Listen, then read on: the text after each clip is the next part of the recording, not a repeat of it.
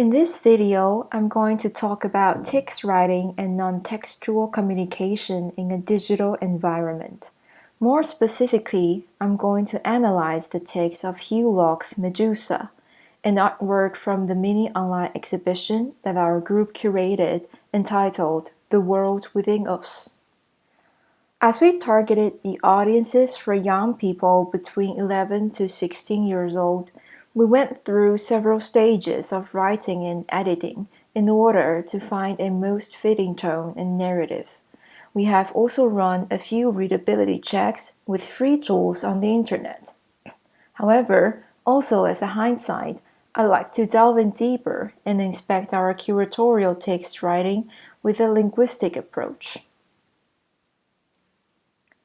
There has been a lot of discussion about how children and teenagers learn besides the collection in a real museum.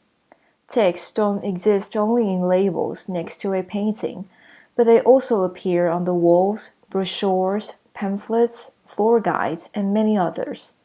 Meticulous details such as size, fonts, colors, and layouts also play an important role in communication and often affect deeply in efficiency.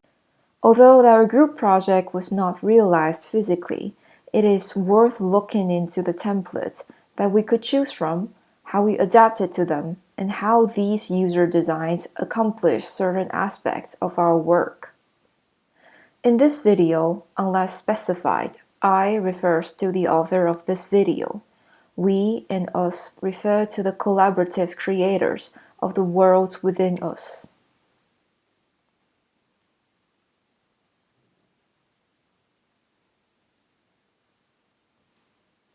Searle pointed out in her fundamental work Exhibit Labels, an interpretive approach, that here I quote, "Writing clearly does not mean writing simplistically, but it does mean writing for people who are not experts in the subject." The author has also warned against the practices of classifying difficulty with the amount of syllables and the length of sentences. London in 2017 has also warned the usage of any online readability check. I quote, "The problem, of course, is that the basic premise that long words are hard is flawed, and also not all short words are easy, or nef, pi, for example, can pose significant problems." During our devising process, owing to time limits, we ran our text with online readability tests. As a result, the following minutes I will present a more academic perspective with a structure called Systematic Functional Linguistics, or SFL. Semiotic usage of languages denotes that signs and symbols have certain function in both artificial and natural languages. Pioneers such as Holliday, Rose, and Martin in the semiotic linguistic fields have provided a solution for museum practitioners. The essential theory proposed by semioticians such as Holliday during the 1960s and 70s, along with Eggins, suggested that instead of the complexity of grammar or length, it is the overarching and collaborative meaning made by word choices that help museums avoid the myth of short-worded hyperbole.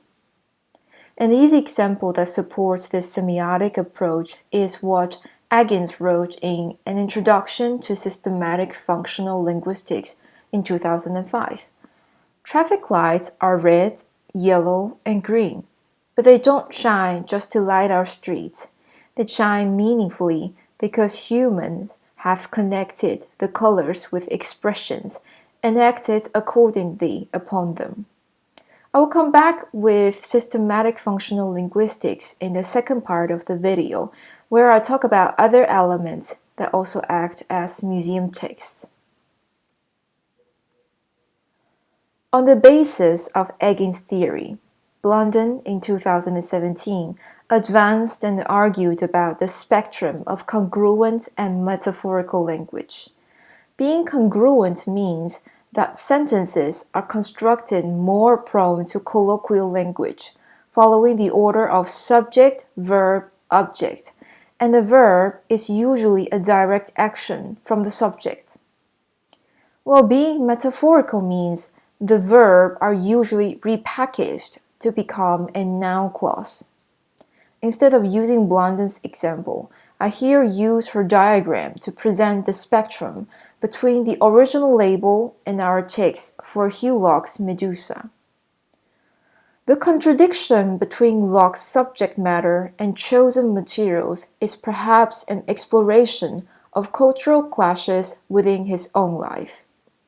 A quote from Arts Council collection shows the metaphorical approach of labeling this artwork. In our text, Medusa can turn you to stone at one glance, and this silhouette is the head of Queen Elizabeth II. Show how we have taken a more material approach to it.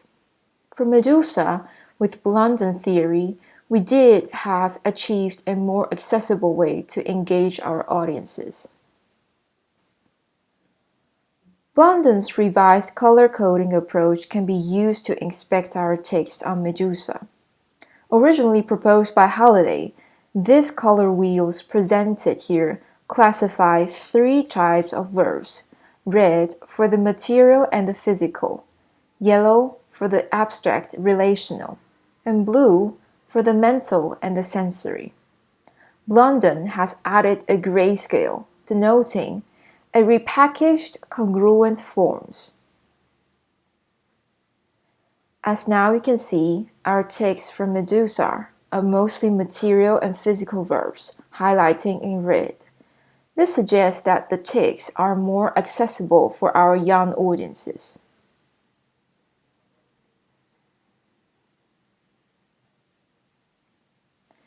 On the other hand, the Arts Council collection text includes more gray words, requiring the audiences to digest for a longer period of time.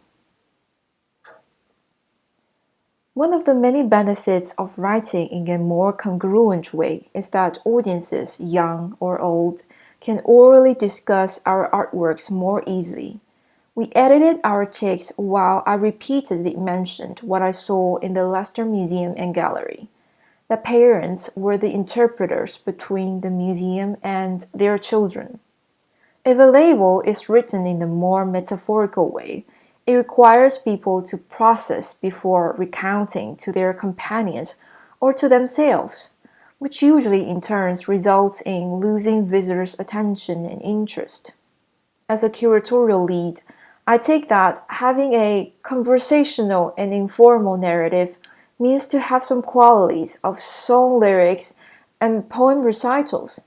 However, it's equally important to be mindful of the balance between colloquialism and solid content. Being backed up by the theory of systematic functional linguistics allow me to explore writing engaging museum labels.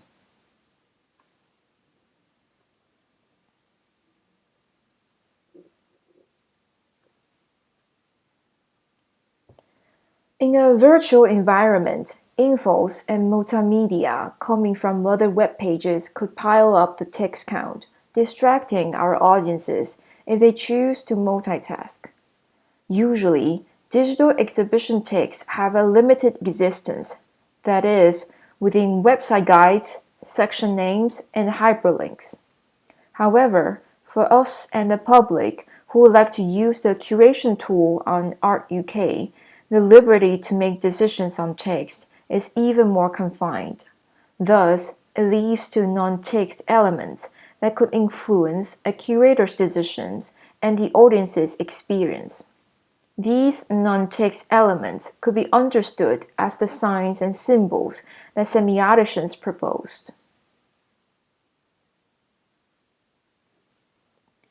Templates are different choices of layout that curators could opt for in order to present the exhibitions. Here, Art UK offers the curators 3 templates: Storyline, Album, and Showcase.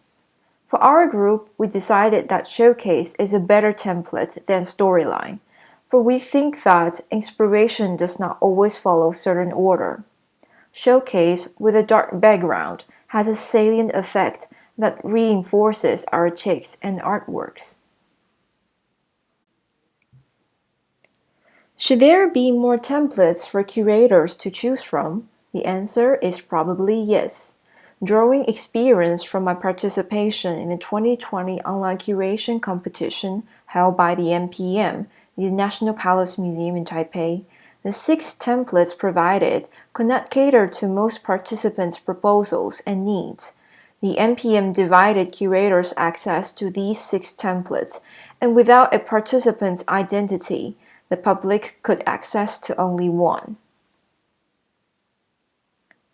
I have conducted several interviews with the 2020 participants, and the conclusion is that, first, there should be at least one function of adding multimedia, such as YouTube or Vimeo links. Second, curators should be allowed to make more decisions on the fonts, size, colors, bold, italics, underline, and mise en page of the texts. Third, curators should have more access to open source code. This exceeds the museological expertise, but it aims for a more inclusive world of creating.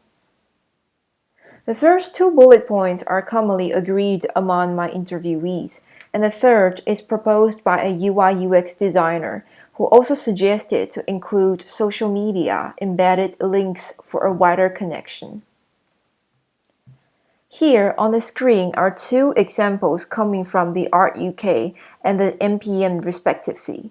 For the Art UK, the bright side is that the edit page is straightforward and systematically, with 3 choices of each section: bold, italics, and bullet points. Curators are allowed to have an introduction section.